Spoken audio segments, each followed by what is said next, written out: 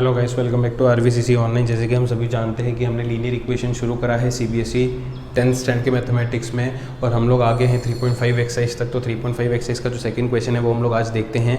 3.5 का जो second question है उसमें कहा गया है find the values of a and b for which equations have infinitely many solutions. तो इसमें दो सब क्वेश्चन है। पहला सब क्वेश्चन कहता है कि मुझे ए और बी का वैल्यू ढूंढ के बताओ जहाँ पे equations will have infinitely many solutions. Infinitely many solutions का कंडीशन सबको याद होगा, a1/a2 is equal to b1/b2 is equal to c1/c2। I hope सभी ने बढ़िया तरीके से उसे याद कर लिया। वो जो चार्ट मैंने एक बना के दिया है वो सभी ने अच्छे तरीके से यहाँ पे याद कर लिया होगा। ऐसा समझ के हम लोग आते हैं इस वाले क्वेश्चन पे, और इस वाले क्वेश्चन को हम लोग सॉल्व करने की कोशिश करते हैं बढ़िया तरीके से, राइट, बढ़िया तरीके से। तो हम लोग शुरू करते हैं इस क्वेश्चन को, जहाँ पे मुझे दो इक्वेशंस दे रखे हैं और दोनों इक्वेशन स्टैंडर्ड फॉर्म में है। कौन सा स्टैंडर्ड फॉर्म दिख रहा है मुझे यहाँ पे? ax plus b y equal to c. देख सकते हो ax plus b y equal to c, ax plus b y equal to c. अब यहाँ पे ना यूजुअली हम लोग जो क्वेश्चंस लिखते हैं उन्हें कंपेयर करते हैं ax plus b y equal to c से। तो हम लोग लिखते हैं a1 b1 c1 a2 b2 c2, ये चीज़ें हम लोग लिखते हैं। यहाँ पे ऑलरेडी इन लोगों ने क्वेश्चन में a और b का इस्तेमाल करा है, तो इसलिए मैं कैपिटल a और कैपिटल b का इस्तेमाल करूँगा सोल्यूशन में, राइट, ताकि कन्फ्यूजन बिल्कुल भी ना हो यहाँ पे। तो मैं यहाँ पे लिखता हूँ सबसे पहले comparing equations with ax plus b y equal to c. तो a1 b1 c1 बता दो कितना है।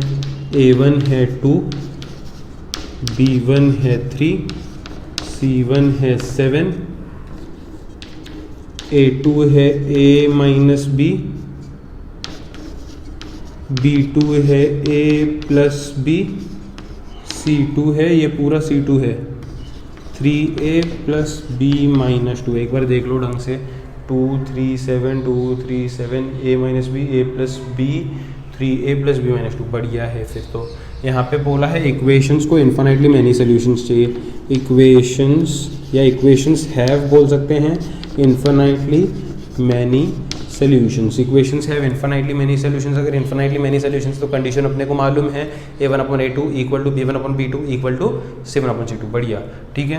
तो यहाँ पे क्या होगा, a1/a2 equals to b1/b2 equals to c1/c2। a1/a2 की जगह पे क्या आएगा, 2/a माइनस b।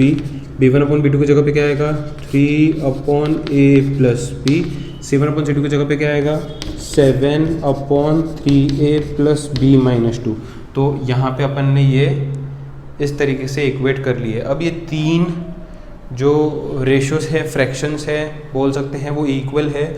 तो मुझे क्या करना है ना, यहाँ पे दो इक्वेशंस तैयार करने हैं। पहले इन दोनों को इक्वल कंसिडर करके एक इक्वेशन बनाओ, फिर इन दोनों को इक्वल करके बनाओ, इन दोनों को इक्वल करके बनाओ, कैसे भी चलेगा, बस दो सही ढंग के इक्वेशंस मुझे यहाँ पे बनाने हैं, ठीक है। तो शुरू करते हैं, ठीक है, आइए शुरू करते हैं। तो सबसे पहले मैं ये दोनों जो है रेशियोज लेता हूँ, 2/a minus B, 3/a plus B. एक होता है ना क्रॉस मल्टीप्लिकेशन, वो यहाँ पे इस्तेमाल करना है। इसको ऊपर भेजेंगे तो 2 के बाजू में आके a प्लस बी सेटल हो जाएगा, 3 के बाजू में जाके a माइनस बी सेटल हो जाएगा। 2 into a 2a, 2 into b 2b, right, 3 into a 3a, 3 into minus b minus 3b। तो इसको इस तरीके से मैंने सॉल्व कर लिया। अब ये 2a को उधर शिफ्ट करेंगे, 2b को उधर शिफ्ट करेंगे और एक इक्वेशन बना लेंगे। तो 3a के पास अगर 2a शिफ्ट करूँगा, है ना, तो ये क्या दिखेगा, देखो यहाँ पे क्या दिखेगा, 3a माइनस 2a दिखेगा। माइनस 3b के पास 2b शिफ्ट करेंगे तो minus 3b minus 2b shift हो जाएगा वहाँ पे। इस तरीके से यहाँ पे 0 आ जाएगा क्योंकि यहाँ के दोनों टर्म्स तो वहाँ पे शिफ्ट हो गए, राइट। अब आगे अगर मैं इसको सॉल्व करने जाऊँ तो ये 3a माइनस 2a मुझे कितना मिलेगा, a मिलेगा, माइनस 3b माइनस 2b मुझे कितना मिलेगा, माइनस 5b मिलेगा इक्वल टू 0। बस मैं इसको सीधे करके लिख देता हूँ तो ये मुझे मिल जाएगा इक्वेशन 1। अगर इसको सब्स्टिट्यूशन सॉल्व करना है तो माइनस 5b को उधर शिफ्ट कर दो तो a इक्वल्स टू 5b आ जाएगा, है ना। इसको कंसिडर करो इक्वेशन 1। सब्स्टिट्यूशन से अपन सॉल्व कर देते हैं क्वेश्चन को आसानी से, मस्त तरीके से। तो मैंने क्या करा है अभी, मैंने यहाँ पे ना इन दोनों को क्रॉस मल्टीप्लाई करके एक इक्वेशन बना लिया। अब आपके पास चॉइस है, ये दोनों को भी लेके कर सकते हो, ये दोनों को भी लेके कर सकते हो। मैं क्या करता हूँ, ये दोनों को लेके करता हूँ। है ना, ये दोनों को लेके करता हूँ, कोई भी कर सकते हो, मर्जी तुम्हारी, ठीक है। तो ये 2/a - b, मर्जी तुम्हारी है लेकिन करना सही है, नहीं तो बोलोगे मर्जी हमारी, अगर गलत करोगे तो फिर टीचर की मर्जी के आगे नहीं चलेगा किसी का, समझा। तो ये और ये लेना पड़ेगा यहाँ पे, ये और ये लेके फिर हमको वही चीज़ करनी है, 2 के पास भेज दो। 2 के पास किसे भेजेंगे, 3a + b - 2 को ऊपर जाके सेटल हो जाएगा, = 7। ये a - b को उधर शिफ्ट करोगे तो ये a - b, पहले इसको सिंप्लीफाई करो, बाद में से a की जगह पे 5b लिखेंगे, पहले इसको सिंप्लीफाई कर लेते हैं। 2 अंदर मल्टीप्लाई होगा सबके साथ, 2 × 3a 6a, 2 × b 2b, 2 × -2 -4, तो ये क्या होगा, 7 × a 7a, 7 × b 7b। Terms को शिफ्ट करते हैं और यहाँ पे सिंप्लीफाइड इक्वेशन तैयार करने की कोशिश करते हैं। तो 7a के पास 6 से भेजता हूँ मैं, तो यहाँ पे जो है वो ये ऐसा दिखेगा, 7a - 6a - 7b + 2b उधर गया तो -2b, यहाँ पे बचेगा -4, ठीक है। तो -4 = 7a - 6a becomes a, 7a - 6a becomes a, -7b - 2b, इसको भी सिंप्लीफाई कर लेते थे। यहाँ पे एक्चुअली माइनस माइनस हो जाता है प्लस, माइनस माइनस हो जाता है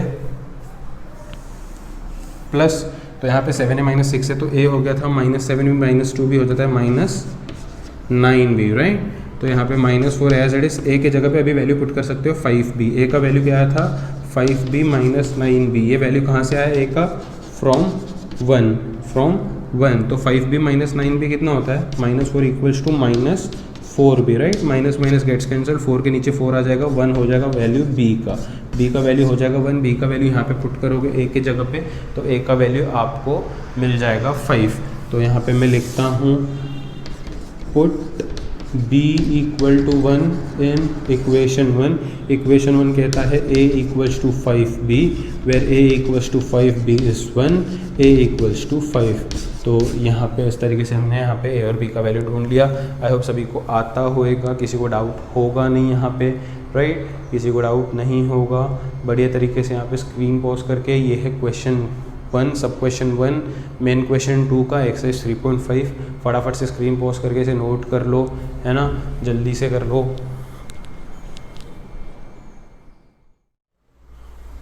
तो आइए दोस्तों बढ़ते हैं क्वेश्चन नंबर 2 के सब क्वेश्चन 2 पे। सब क्वेश्चन 2 में मुझे यहाँ पे कहा गया है फाइंड द वैल्यू ऑफ के, है ना। यहाँ पे जो सेकंड सब क्वेश्चन है आपके सामने, सेकंड मेन क्वेश्चन का सेकंड सब क्वेश्चन, वहाँ पे कहा गया है find the value of k for which linear equations have no solutions, for which linear equations have no solutions. अच्छा, नो सॉल्यूशंस का जो कंडीशन है वो क्या है, a1/a2 equal to b1/b2 is not equal to c1/c2, right, c1/c2 को equal नहीं होता है। तो ये है कंडीशन किसका, नो सॉल्यूशन का। तो नो सॉल्यूशन है और मुझे k का वैल्यू ढूंढना है, तो मैं यहाँ पे सबसे पहले लिखूंगा सॉल्यूशन में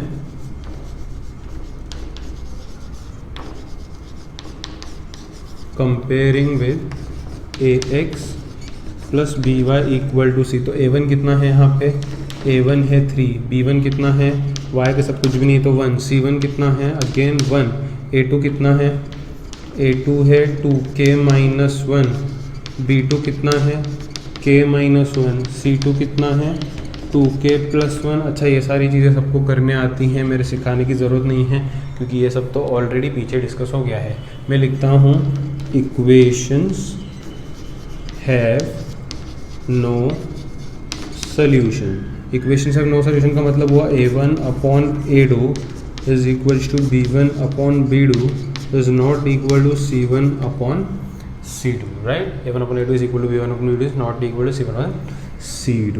तो a1 की जगह पे 3, a2 की जगह पे 2k - 1, b1 की जगह पे 1, उसके जगह पे k - 1। एक्चुअली जो नॉट इक्वल है उसको लिखने की ज़रूरत भी नहीं है क्योंकि उसको ले नहीं सकते अपन, नॉट इक्वल है तो जो इक्वल है उनको पकड़ के सॉल्व करना होता है बस, ठीक है। तो ये 3 के पास क्या आ जाएगा k - 1, 1 के पास क्या आ जाएगा 2k - 1, 3 अंदर मल्टीप्लाई करेंगे तो 3k - 3 हो जाएगा, 1 से कुछ अंदर फ़र्क पड़ेगा नहीं। तो ट्रांसफ़र करो टर्म्स को, ये 3k के पास -2k आ जाएगा, ये -1 के पास -3 जाएगा तो +3 आ जाएगा, 3k - 2k is k, 3 - 1 is 2, तो value of k is 2, value of k is 2। इस तरीके से ये क्वेश्चन भी हमने निपटा लिया है। मेन क्वेश्चन 3 पे आते हैं। मेन क्वेश्चन 3 कहता है solve by substitution and cross multiplication.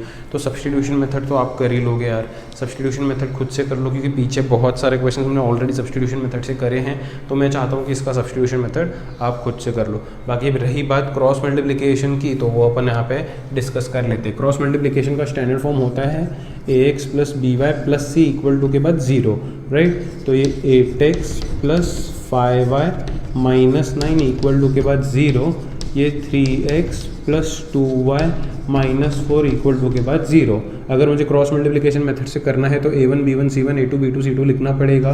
a1 कितना है 8, b1 कितना है 5, c1 कितना है -9, a2 कितना है 3, b2 कितना है 2, c2 कितना है -4।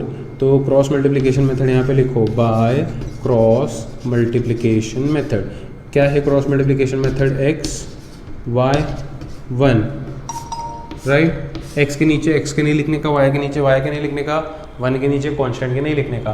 तो x के नीचे x के नहीं लिखो, x के a1 और a2 होंगे ना, a1 और a2 मत लिखो, बाकी लिख दो। क्या है बाकी? 5 2 -9 -4 ऐसा कुछ है। y के नीचे y के मत लिखो, आगे वाले लिखो। आगे क्या है? -9 -4। अभी उसके आगे कुछ नहीं तो इधर ही आना पड़ेगा, 8 और 3 हो जाएगा, राइट। 8 और 3 हो जाएगा। 1 के नीचे कांस्टेंट के मत लिखो, कांस्टेंट के मत लिखो तो उसके आगे ये दोनों हैं तो ये दोनों लिख दो, 8 3 5 2। हमेशा एक चीज़ यहाँ पे नोटिस करो ना, जहाँ पे ख़त्म होता है वहीं पे शुरू होता है, जहाँ पे ख़त्म होता है वहीं पे शुरू होता है, ठीक है। तो एक समझने की बात है कि मिस्टेक ना हो। अब इसको सॉल्व कैसे करेंगे? क्रॉस मल्टीप्लाई कर दो। 5 × -4 -20, बीच में कंपलसरी माइनस साइन आता है, ये रूल है। -9 × 2 -18, this is how we do it, right. y के नीचे भी वैसे ही क्रॉस मल्टीप्लाई करेंगे। -9 × 3 इज -27, बीच में माइनस साइन, 8 × -4 इज -32। उसके बाद 1 के नीचे 8 2 16 -5 3 15। तो यहाँ पे क्या होगा? x अपॉन -20 माइनस प्लस 18 हो जाएगा। यहाँ पे क्या होगा? y ये -27 माइनस प्लस 32 हो जाएगा। ये 1 अपॉन 16 -15 इस 1, ठीक है। तो यहाँ पे ये क्या होगा? x अपॉन -20 प्लस 18 इस -2, y अपॉन -27 प्लस 32 इस 5, पॉजिटिव 5, दिस इज़ 1 अपॉन 1। तो मुझे क्या करना पड़ेगा? इसको कांस्टेंट के पास लेके जाना पड़ेगा, इसको कांस्टेंट के पास लेके जाना पड़ेगा। इसको x का बीमारी है, डॉक्टर है कांस्टेंट, डॉक्टर के पास लेके जाना पड़ेगा, डॉक्टर x की बीमारी का हल बताएगा। इसको y का बीमारी है, डॉक्टर के पास लेके जाओ, कांस्टेंट के पास। कांस्टेंट डॉक्टर का काम करता है, सबको अपना अपना आंसर देगा, है ना, सबको अपने अपने सवालों का जवाब देगा डॉक्टर। तो x को लेके जाओ डॉक्टर के पास, डॉक्टर माने कांस्टेंट। तो यहाँ पे क्या है? x upon -2 equal to 1 upon 1। तो -2 को ऊपर भेजोगे तो x इक्वल टू -2 अपॉन 1 हो जाएगा। तो कांस्टेंट ने उसे सॉल्व करके उसका आंसर दे दिया, डॉक्टर से उसको जवाब मिल गया x को। x का प्रॉब्लम -2 का था। वैसे ही y जो है प्रॉब्लम है उसको, y को प्रॉब्लम है उसको, उसे मालूम नहीं वो खुद क्या है कितना है ना, तो वो जाएगा डॉक्टर के पास 1 अपॉन 1 कांस्टेंट के पास। तो y अपॉन 5 जाएगा डॉक्टर के पास, डॉक्टर उसके परेशानी का हल बताएगा कि तेरे परेशानी का हल है 5 नंबर, ठीक है। तो इस तरीके से यहाँ पे सॉल्व कर दिया है हमने इस क्वेश्चन को। आई होप सभी को ये क्वेश्चन अच्छे से समझ में आ गया होगा, किसी को कोई दिक्कत नहीं होगी। तो यहाँ पे हमने मेन क्वेश्चन 2 और मेन क्वेश्चन 3 सॉल्व कर लिया है, बाकी कल कर लेंगे।